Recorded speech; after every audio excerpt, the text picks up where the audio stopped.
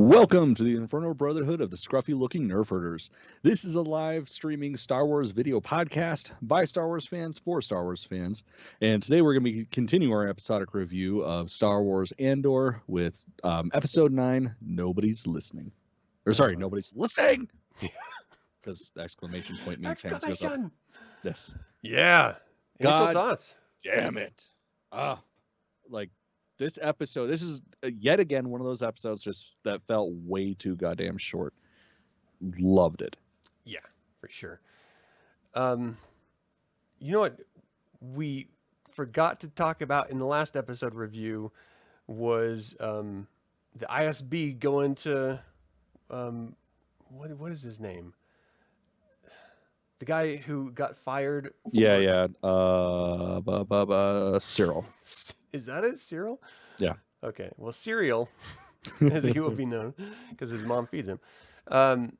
Like seeing him get so excited by having the ISB come and approach him, and he thinks it's actually for help, and it's just really to shut his fucking ass up and figure out what he knows, and just seeing that hope come alive in him, and I loved how that played out in this episode. Jesus Christ, that was the scariest goddamn part of this episode. Like, that was probably some of the most intense shit I've ever seen. Like, I've been on the fence with that character, if I like him or if I hate him, and not because of his acting, anything like that, just because of like the character, how he's being portrayed. Right. Man, he scared the fuck out of me, and just like that was some fucking acting. Like that was pure desperation and joy and love and loathing all wrapped into one bundle, and just the look in his eyes, like that was a fucking Oscar moment when he was talking to that one ISB agent. Yeah, it was super creepy, and it was just like, this is the guy you never want to have in your life. Yeah. Like this type of person is the type you avoid throughout life. So this is like if you looked up stalker in the dictionary, there's a picture of him with those crazy fucking eyes. Yeah. Like, I don't know if he wants to kill me, fuck me, eat me, or some mixture of the three. Yeah. But that's what's behind those eyes. Pick your order. Yeah, man. He's pretty crazy. And I can't, like, in my head, I'm just thinking he's got to work with them, right? Like, she's going to have to see, like, how crazy he is, but actually know how close he is to it. So maybe that combination can help out. Or she literally just kills him. Mm-hmm. Yeah. I can't tell which. Same. That's the thing is, like, from the beginning, it's like, oh, he's clearly going to, go into the ISB. And at this point, it's like, fuck, I really don't know. Yeah. He's either going to, or he's going to get offed by him. Very, very weird. And then there's that super creepy moment. He like hit on her, like during the whole exchange. And then like her acting too, just her facial, her mugging. Like I thought that was brilliant as well. Cause she goes through so many emotions on her, just with like her lips moving in like weird ways and her eyebrows, and damn, that actress can just mime it up. Yeah. No, there's no lack of emoting with those two at all. Yeah. How terrifying would it be if they actually got together, had sex, and they just stared at each other the whole time? That's probably all it would be. Just intense stares, and then somebody comes, and then they walk away. Yeah. Hey, and it's just anger. Yeah, oh my gosh. It's just so gross. I can't even get close to either of them. Like, she freaks me out because she seems so fanatical. He freaks me out because he's so fanatical in a very weird way. See, I'm the asshole that at least I like to think that this would be probably I just like break and cry and like shit my pants or whatever. But when sorry, I'm drawing a blank on her name. Is it Miro? No, that's the ISB lady. Who the hell is Deidre? Is it Deidre? Yeah. No. So the Miro. Deidre and Miro. What's his fuck's friend? Cassian's friend. Oh, Bix, Colleen. Bix, yeah, there we go. Sorry, I was trying to find it, and I'm looking at the bottom of the notes. But when she's getting interrogated, and just that moment where she just grabs her by the fucking face, and it's all yelling or like, now we're gonna get you to talk. I like to think that I would be like, Jesus Christ, if you keep doing this, I'm gonna come. You need to let me catch my breath for a second. I need my refractory period. You're getting too close in the edging. I need a cold shower or at least a burrito. Just let me chill. You go any harder, I'm not gonna be able to go the rest of the night. Right. I think that would fuck her up. Yeah. I like what Chris said. She had a great line in this. It should be a meme. The worst thing you can do is bore me. Oh my God. I fucking love this woman so much. Oh man, how would it ruin the character for you, or would it make it really super badass if she at the very end of all this ends up being a rebel? I think it'd be boring, to be honest. Because the thing is, we've kind of seen shit like that happen. Yeah. I mean, that was Rebels. Yeah. Yeah. So it's like, I don't want that to happen. Like, I love the idea of somebody that's just pure evil and there's no redeeming qualities, because that's real life. Some people are just cunts. It's true. And I like that. You don't even have to identify as it. No. But you could be one. No. Right here. I mean, and then let's talk about Bix being caught in the last episode. She was finally caught at the beginning of this one. They sat her down, and I loved, like you had mentioned, this sort of back and forth between Miro and Bix. But then that really excitable torture doctor, like, we need a show about him. This is like the Mangala of Star Wars. Yeah, I want to see like the like a couple episodes of what he was talking about, like that massacre on that planet, because he's so fucking excited about it, like genuinely stoked. And it's like, God, dude, that is fucked. Next thing you know, he's gonna say, oh well, it was clearly manifest destiny. I just love it when she sits her down and she's like introducing him, and he just sort of turns his head. He's all, hey, how's it going? Yeah. It was just like, I'm gonna torture you to death. It's so fucked up. I just love the fucking characters. Yeah, such a level head and such just like giddiness as he's walking her through. Oh yeah, this is what's gonna happen. Oh, the restraints, don't worry. That's more for your protection to keep you in place. Blah blah blah. And it's just like, God damn, that's scary shit. He's fucked up. Like, I love him as a character, but I would never want to know that dude. Like, if I saw him at a cocktail party, I would probably sit around and listen to the fucked up shit, but I would never give him my number. Like, ever. Yeah. I don't even know if I'd be in a circle. Like, I would be in the group adjacent. Just ignoring everything that everybody else is saying. Because I couldn't make eye contact with that dude. Fuck that. Pike Fan brings up an interesting point. The fact that we didn't hear the noise during Bix's torture made the scene even more terrifying with the facial expressions. That's the thing. That is true horror. It's not seeing it. It's what's in your head, like what you're thinking it is. Yeah. Like, think of all the most effective monster movies. You don't really see the monster. I would think an interesting choice would have been to take like a Rob Zombie approach, where they start it silent, like an opposite of a Rob Zombie. It start it super silent, and then it pulls back, and as it's showing the door closed, that's where you hear the like the like crazy panic. This is the worst thing I've ever heard in my life. Scream, just to like hammer that in, because at first you're thinking, oh, that's fucked up. Oh, we're not gonna hear a scream. Oh, that's good, because that's really messed up. And all of a sudden, just to let you know how long they're pushing the pain on her. Maybe it's a little too Cinnabite-y, but I thought that would be that's the thing. That would go with someone like that's MO. It's not just, he's got a job. No, he's fucking, this is what he's going to go home and pull his HUD. Like, clearly. Yeah. That's probably the only way he can get it up. Oh, man. What if he has to start wearing the helmet to do it? He's like, I got to be on both sides of this thing. His mom's gonna walk in. He's just gonna be standing in the middle of his room, butt-ass naked with that. Jesus wept. Love it. Yeah, exactly. Okay, very Hellraiser now. So let's see. We did the ISB. We did Bix's horrifying scene. I don't want to get to the prison yet because let's talk about Mon and Yeah, that's the Vel's bulk of it. back and forth. I thought this was a great way to end the episode. But it, as impactful as it was and as meaningful as it's going to be for the development of the Rebel Alliance later on politically, like this was a great social experiment scene again, like 2 in a row. I loved it so much. Well, and it's like, I feel like I was more taken aback by it than I probably should have been, because it's like, yeah, of course that's how they're all connected. Yep. But seeing her in there, like, oh, your cousin's there. Oh shit, or sister, whatever. Yeah, cousin. Yeah, cousin. And then she walks in, and it's her all dolled up with giving her daughter a dress. It's like, holy shit.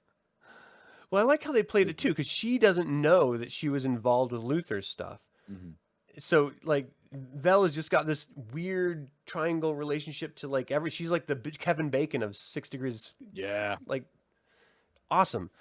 And I love that she ended up, just being this independent woman who maybe people don't even know that she's gay, which is a weird choice, but she's clearly not a active part of the family or anything.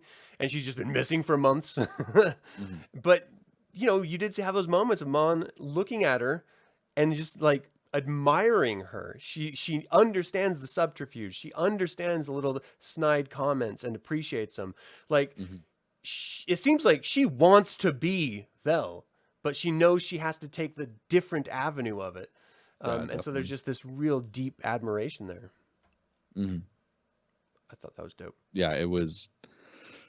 Yeah, I mean, that, God, it just, that back and forth is so great. And just all the subtext, like you said, it was so beautiful.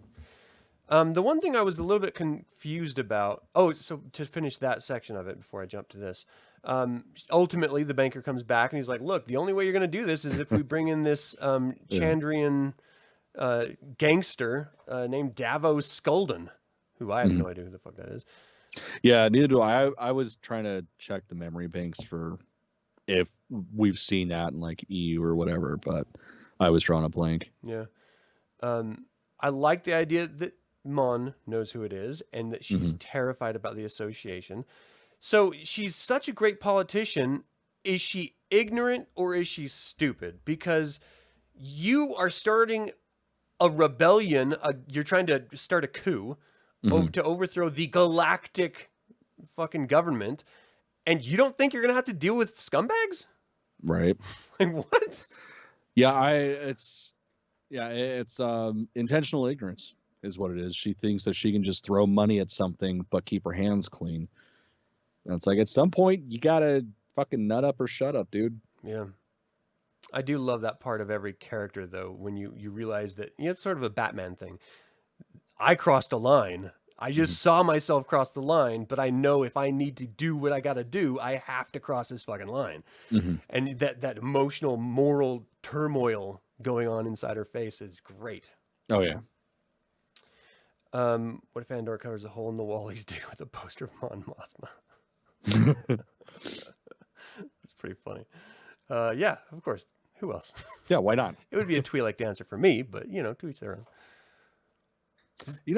I don't know who it would be. That's a Really? tough one. Yeah. No, it would be Slave Leia. 100%. But that hasn't happened yet. Fuck. Okay. That's the problem. Because that would have been my first go-to. Yeah, that would have been dope. Okay. But that's ways down the road. Well, then just a Twi'lek dancer. Yeah. Yeah. Yeah, I'd have to go with that, I guess. Or maybe it would just be crazy. It would be the blue elephant organist. Yeah. Just go goofy. Oh wait, no, that's not Effin. Droopy McCool. That is his real name. Yep.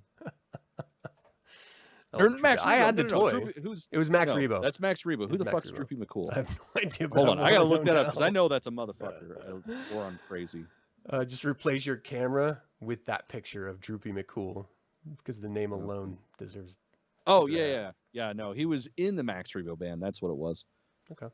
Yeah. One of the other people. No one as cool as Max Rebo though. No, he's way cool because it's in the fucking name. His name is Droopy McCool. Obviously, he's cooler.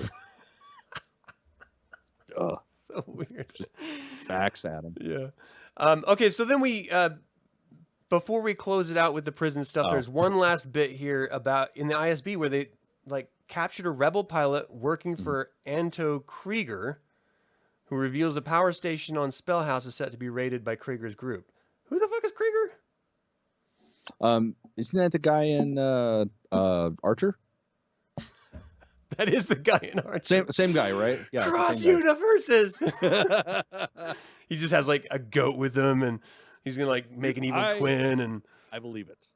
I fully 100% believe it and would buy it. Yeah, I just feel like if they're gonna drop rebel leader names, they have to set us up so that we understand who it is. I do like the fact that, you know, Saw Gerrera listed off a name of different organizations that are considered rebels, but only, you know, his is the most righteous or whatever. So I guess this is just one of those guys, but I don't ever remember them ever mentioning his name before, and so just to drop it like that, I was just like, so who the fuck is that? Yeah, it is one of those things where it's like, unless there's context, it doesn't really have that much power behind it. Yeah. And they didn't, and it was not really necessary either. Like, you captured a rebel pilot. That's a big fucking deal, period. Yeah. But yeah, it was great because they were so quick about it. Like, not even everybody's there, and they're trying to figure out what the fuck to do. Let's just kill them. No, we got to let this go through so we can maybe catch more rebels. And just how fast everything was about it. It just it felt real to me. Dude, the head of that team, Major Partagaz, I think his name is. Dope. I love how he is just taking ideas from here, and he's like manipulating them and pushing them over there, and they're bouncing off of each other. And I just love the way that room works. It's like the best war room scenes ever. Well, and how he's always like dismissing people, and then they just kind of sit around with their thumbs up their ass. So he's like, "Go! That was great. The fuck don't you understand about it? Get the fuck out there and do shit." Yeah, that was really great. I love that guy. I think he's so great. Let's talk about the prison, because we knew he was going to be Shawshanking it. We knew he was going to, but like when we saw him go into the bathroom and break open that little thing, I half expected it to be like a communicator or something in there. I didn't think he was like going to be filing through a wire or. Yeah, I didn't know what to expect, but him trying to file through a conduit or some shit, it's like, huh, interesting. Hope that's not. I mean, I guess it's better than nothing. Like, what's he trying to do? I don't understand what the. I just think it's a power line. Like, what I would imagine is that's going to be like the main power cable that goes to the floor. Or something like that. I think it'd be hilarious if he finally got through it, and it did end up being a sewage line. Like, that'd be fucking hilarious. Wouldn't go with the story or with the show at all. But like I enjoy a good did for show. Fun. Yeah, it's like the end scene after the credits. It's just him sitting there with shit spurting in his face. Can this day get any worse? Oh man. Yeah, and so I love to see that he is actually not just working by himself, but he's got that other dude from the other team that's working with him, and they're like trying to figure out how many guards are there and what the movements are. And this is the Andor, of course. This is exactly where we thought he would end up. I love seeing him do it.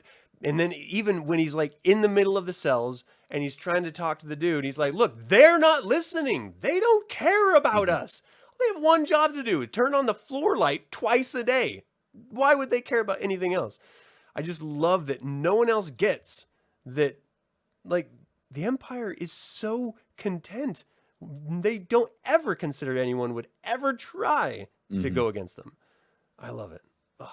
Well, and just like watching his frustration with everybody because they think, oh, you know what, it's prison. I'm going to get out at some point. So I'm just going to keep my head down, do what I'm supposed to do.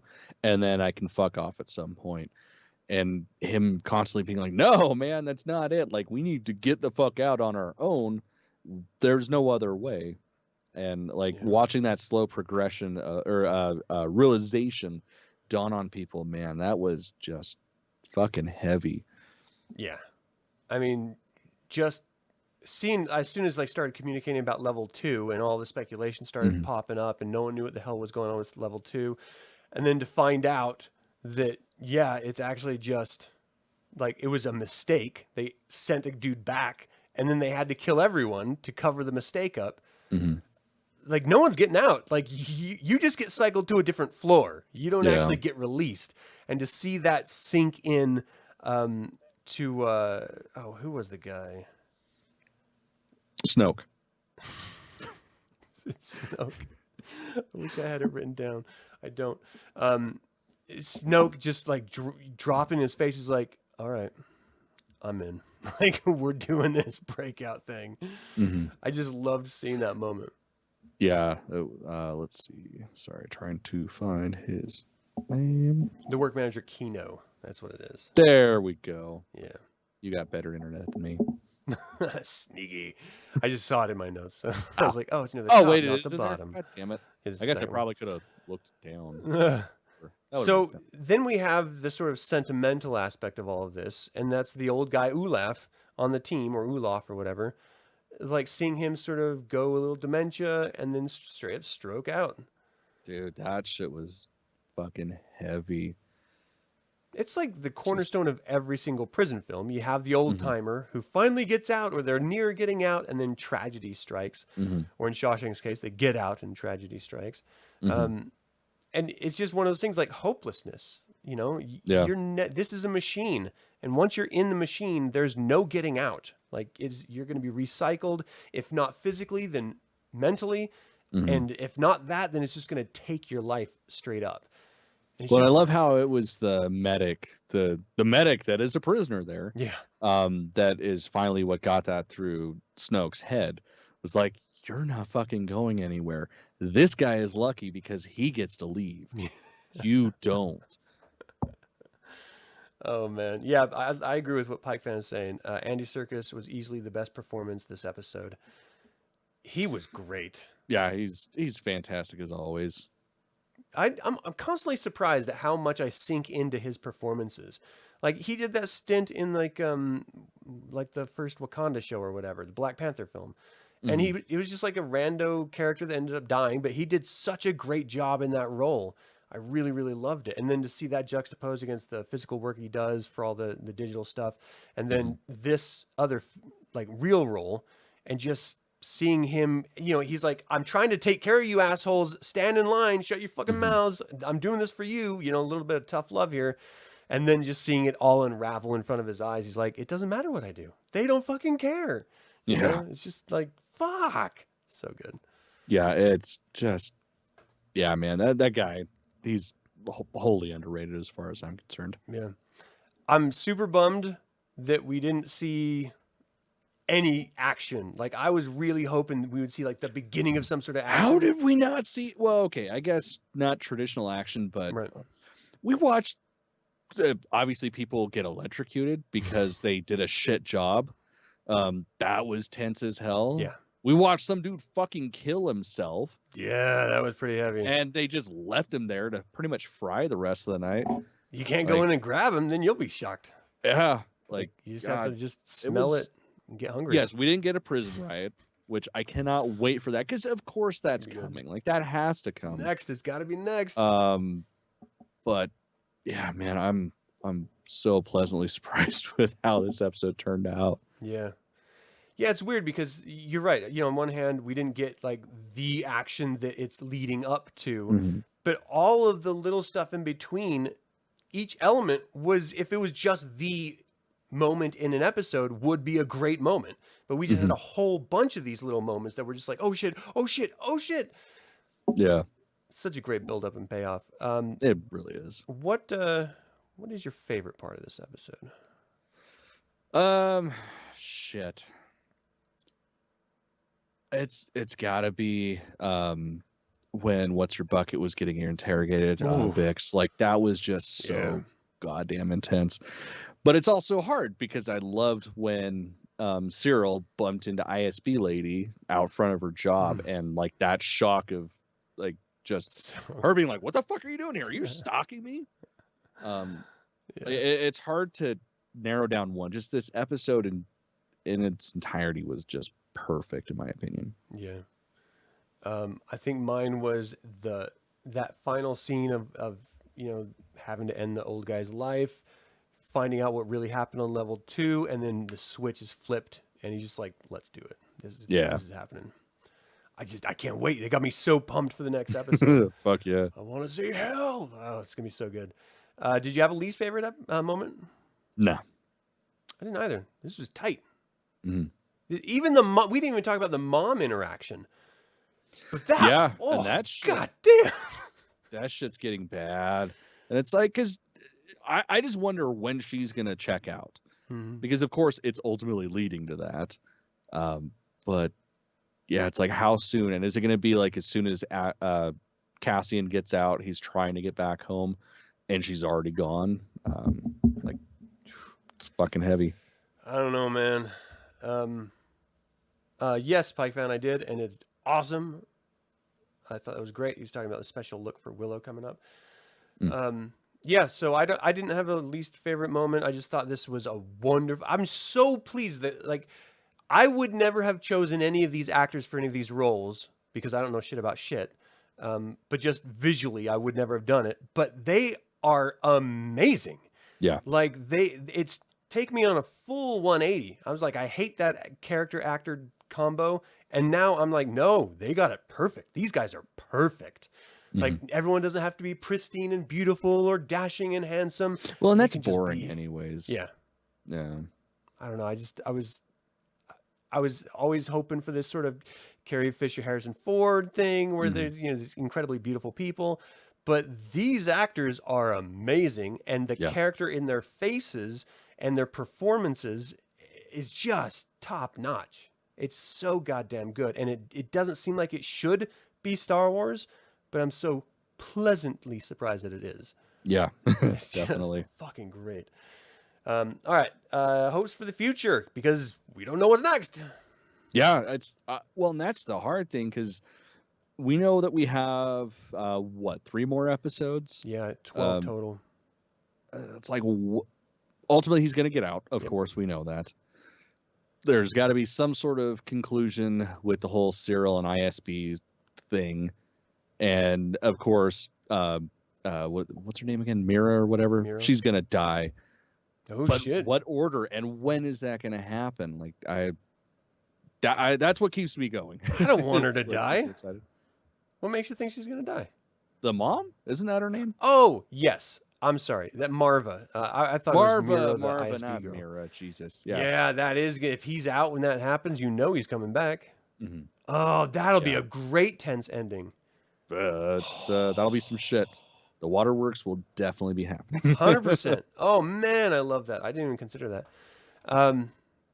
Oh, the possibilities, because it is going to be like he's trying to get there, the ISB's trying to get him, the fucking rebels are trying to get him. It's going to be a great cat and mouse moment. Yeah. Oh, I hope that happens. That'll be so awesome. All right, I'm with that. That's my hope as well. Anything else you want to talk about with the episode? I think we got it. Yeah. Well, thank you guys so much for tuning in live. We really appreciate your time and attention. And of course, if you want to help, support this show, subscribe to the YouTube channel. Click that stupid bell to get notified about the next video. And of course, click the stupid like button. Out of spite, if you must. Yes. But do it. Especially out of spite, Especially. God damn it. We hate it when you do that. Yeah, no one wants you to do it. Do it. All right, until next time, may the force be with you. Eat me, ack, and die.